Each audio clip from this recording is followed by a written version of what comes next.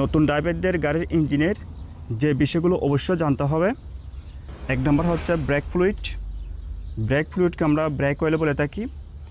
এই ব্রেক ফ্লুইডের কাজ হচ্ছে, যদি এই ব্রেক ফ্লুইডে কোনো সমস্যা হয় অথবা ব্রেক ফ্লুইড শুকিয়ে যায়, সেক্ষেত্রে গাড়ি ব্রেক হবে না।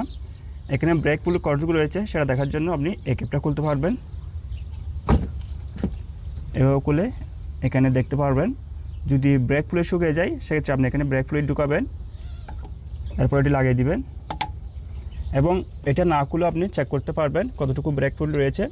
এখানে কিন্তু দেখা যাচ্ছে এখানে দুইটি অপশন রয়েছে। যেখানে ম্যাক্স লেখা আছে, ম্যাক্স পর্যন্ত থাকা ভালো। এরপর এখানে রয়েছে মিনিমাম। যদি ব্রেক ফ্লুইড মিনিমামে চলে আসে তাহলে অবশ্যই আপনি ব্রেক ফ্লুইড ঢুকিয়ে ম্যাক্স মধ্যে রাখবেন। তবে আমার এখানে ম্যাক্স থেকে একটু কমে গেছে, তারপর এখনও সেফ আছে। যদি এখানে চলে আসে মিনিমামে তাহলে অবশ্যই আমাকে ব্রেক ফ্লুইড ঢুকাতে হবে। আর আপনি কীভাবে বুঝবেন আপনার গাড়ির কোন ট্যাঙ্কটি হচ্ছে ব্রেক ফ্লুইডের, সেটা বোঝার সহজ উপায় হচ্ছে, এখানে লক্ষ্য করুন, এখানে কিন্তু ব্রেক ফ্লুইড, ব্রেক লেখা নাই কিন্তু এখানে ফ্লুইড লেখা আছে, ফ্লুইড এটা। এবং সবথেকে ইম্পর্টেন্ট যে বিষয়টা সেটা হচ্ছে এখানে লেখা আছে ইউজ অনলি .3। এই .3 এগুলো হচ্ছে ব্রেক ফ্লুইডের কোড। কিছু কিছু গাড়িতে .4 থাকতে পারে, .2 থাকতে পারে, বাট এই গাড়িতে রিকমেন্ড করা হয়েছে .3 নাম্বারের ব্রেক ফ্লুইড এখানে ঢুকাতে হবে। সো এই লেখাগুলো দেখে আপনি খুব সহজে বুঝতে পারবেন এটি হচ্ছে ব্রেক ফ্লুইডের ট্যাঙ্ক। এবং এখানে যে দুটি অপশন রয়েছে ম্যাক্স আর মিনিমাম, এই লেখাগুলো দেখেও বুঝতে পারবেন এটা হচ্ছে ব্রেক ফ্লুইডের ট্যাঙ্ক। এরপর রয়েছে এখানে লেখা আছে ওয়াশার ফ্লুইড অনলি।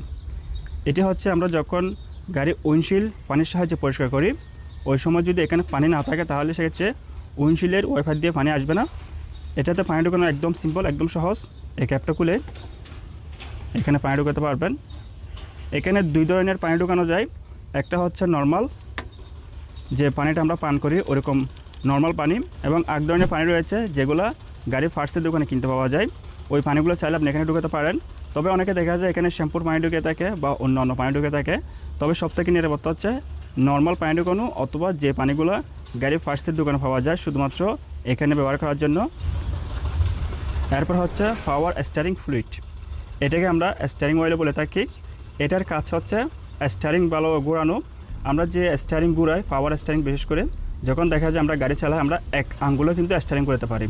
এই যে স্টিয়ারিং হালকা প্রেসারে ঘোরানো যে প্রসেসিংটা রয়েছে সেটা কিন্তু কি এই স্টিয়ারিং ফ্লুইডের সাহায্য হয়ে থাকে। যদি স্টিয়ারিং ফ্লুইড শুকিয়ে যায় অথবা এখানে কোনো সমস্যা হয় সেক্ষেত্রে আপনি স্টিয়ারিং ভালোভাবে ঘোরাতে পারবেন না, স্টিয়ারিং হার্ড হয়ে যাবে। সো এটা চেক করার সহজ উপায় হচ্ছে এটা আপনি খুব সহজে খুলতে পারবেন এভাবে। এরপর এখানে দেখবেন, আর এখানেও মার্কিং রয়েছে। এখানে দুটি অপশন থাকে, একটা হচ্ছে হট আর একটা হচ্ছে কোল্ড। এখানে কোল্ড পর্যন্ত থাকলে চলবে, এই মুহূর্তে কিন্তু কোল্ড পর্যন্ত রয়েছে, তাহলে ঠিক আছে। এরপর এটি আবার লাগাই দিবেন। এরপর হচ্ছে ইঞ্জিন অয়েল। প্রথমে ইঞ্জিন অয়েলের এখানে লক্ষ্য করুন একটি ডিপস্টিক রয়েছে আর একটি ইঞ্জিন অয়েলের মেইন ক্যাপ রয়েছে। আপনাকে যেটা করতে হবে বা যেটা জানতে হবে সেটা হচ্ছে ইঞ্জিন অয়েল কীভাবে চেক করবেন।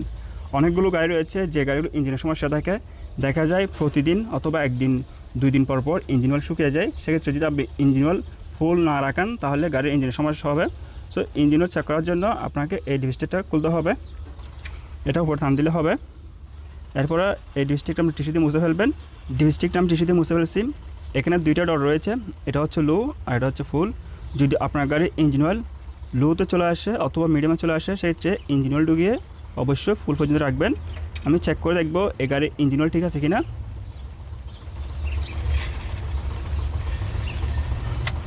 ডিপস্টিকটা ঢোকানোর পর 3 থেকে 4 সেকেন্ড ওয়েট করবেন, এরপর এটি আবার বের করবেন।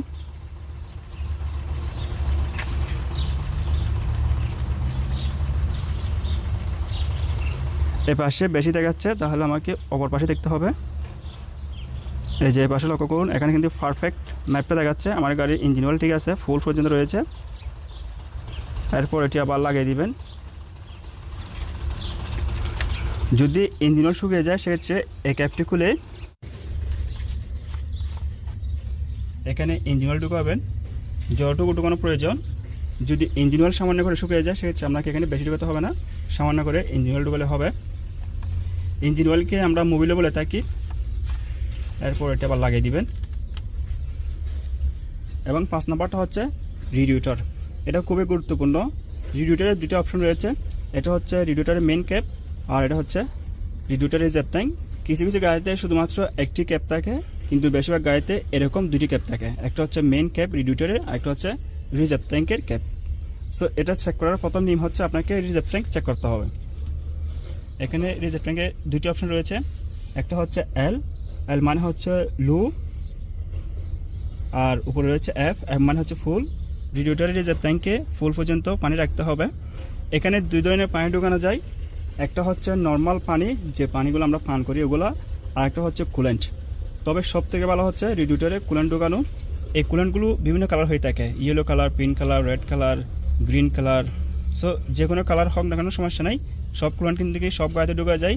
কিন্তু এখানে একটা বিষয় রয়েছে, সেটা হচ্ছে আপনি যদি সবসময় রেড কালারের কুলেন্ট ঢুকে থাকেন সেক্ষেত্রে আপনার গাড়িতে অবশ্যই সবসময় রেড কালার ঢুকাতে হবে। আর আপনি যদি সবসময় গ্রিন ঢুকে থাকেন তাহলে সেক্ষেত্রে সবসময় আপনার গাড়িতে গ্রিন কালার কুলেন্ট ঢুকাতে হবে। একটি কালারের সাথে আরেকটি কুলেন্ট মিক্স করা যাবে না।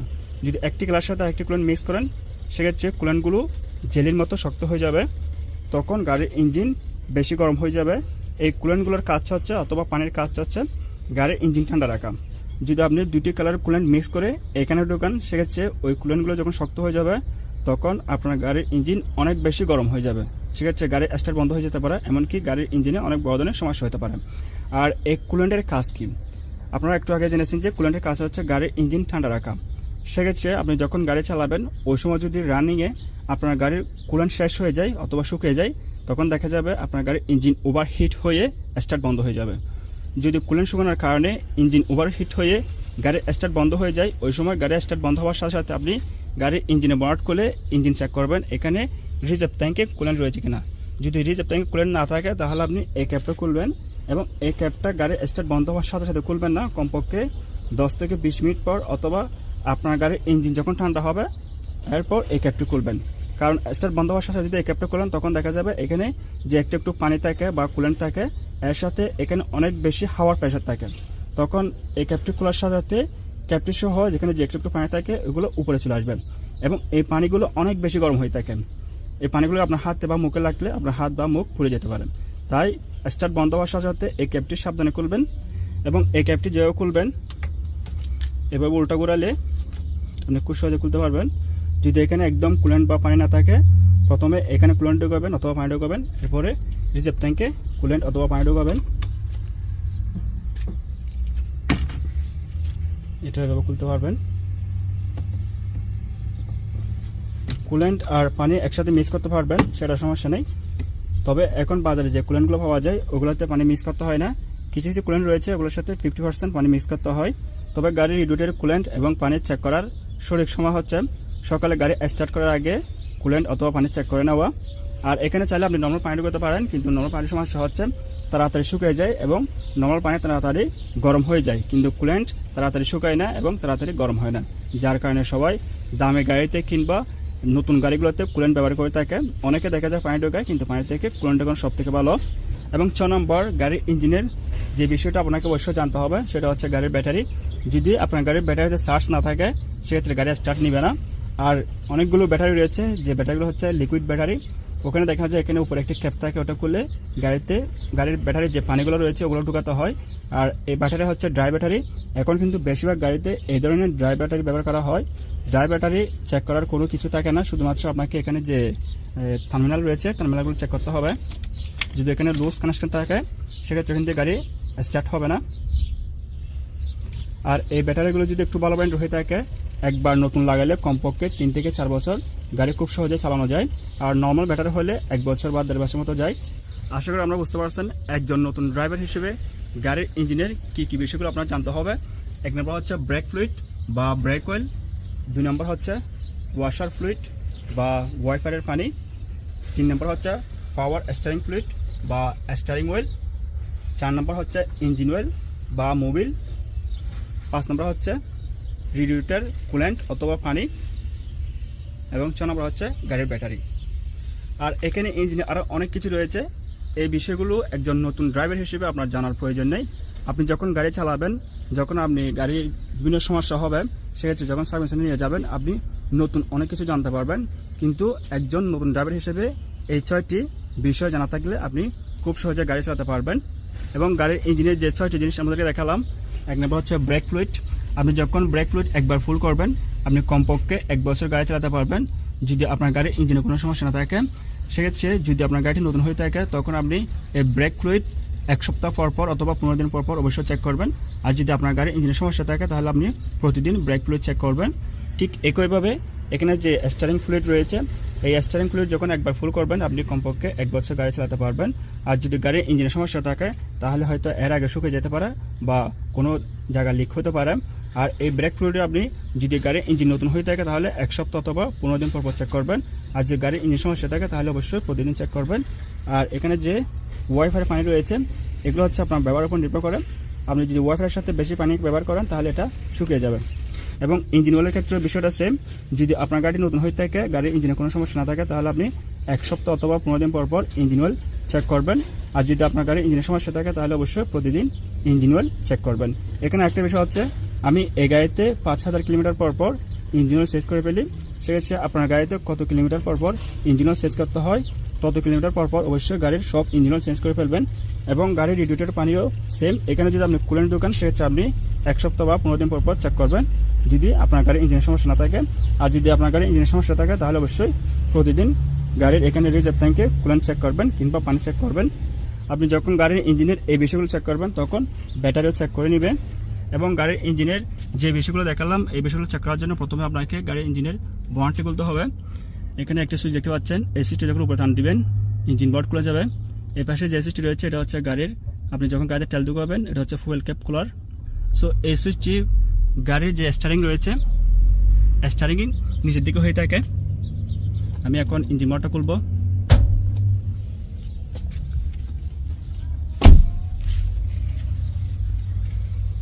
এখন কিন্তু ইঞ্জিন বর্ডটা খুলে গেছে। এটা যদি এখন উপরে তুলি সেক্ষেত্রে উপরে উঠবে না, কারণ এখানে আরেকটি লক রয়েছে, এই যে এটি যখন আপনি এপাশে চাপ দিবেন, এভাবে চেপে ধরে আপনি এটা উপরে তুললে খুব সহজে উপরে তুলতে পারবেন। কিছু কিছু গাড়ি দেখা যায় এই সুইচটি এপাশে চাপ দিতে হয়, সেটা আপনি এই সুইচটি এভাবে চাপ দিলে যদি এদিকে না যায় তাহলে আপনি এদিকে চাপ দিবেন।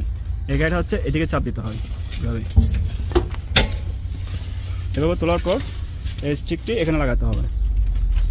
এই যে আপনাদের একটু আগে দেখালাম, ইঞ্জিন বড় করার সময় এই সুইচটি এভাবে চাপ দিতে হয়। এবার চাপ না দিলে এখানে কিন্তু আটকে থাকে। কিছু কিছু গাড়ি দেখা যায় এখানে ইঞ্জিন বর্ডের সাথে হাইড্রোলিক পাইপ থাকে, যখন আপনি বর্ডটি উপরে তুলবেন অটোমেটিক উপরে উঠে যাবে। আর বেশিরভাগ গাড়িতে এরকম থাকে। এরপর যখন ইঞ্জিন বর্ড বন্ধ করবেন এখান থেকে খুলে এই স্টিকটা ঠিক আগের মতো রাখবেন। এরপরে বর্ডটি আস্তে আস্তে নিচে নামাবেন। অনেকে দেখা যায় এভাবে ছেড়ে দেন, ছেড়ে না দেওয়া ভালো, কারণ ছেড়ে দিলে অনেক সময় দেখা যায় এখানে আমরা অনেক কিছু রাখি, সেক্ষেত্রে কিছু থাকলে এই বর্ডের সমস্যা হতে পারে। তাই এটা আস্তে আস্তে নিচে নামাবেন, এভাবে রাখবেন। এভাবে রাখার পর এখানে একটা জোরে চাপ দিবেন এভাবে। এরপর দেখবেন ভালো আটকে গেছে কিনা। দেখুন এখন কিন্তু ভালো আটকে গেছে। সো আপনারা খুব সহজেই গাড়ির ইঞ্জিন বর্ড খুলে গাড়ির ইঞ্জিন চেক করতে পারবেন খুব সহজেই।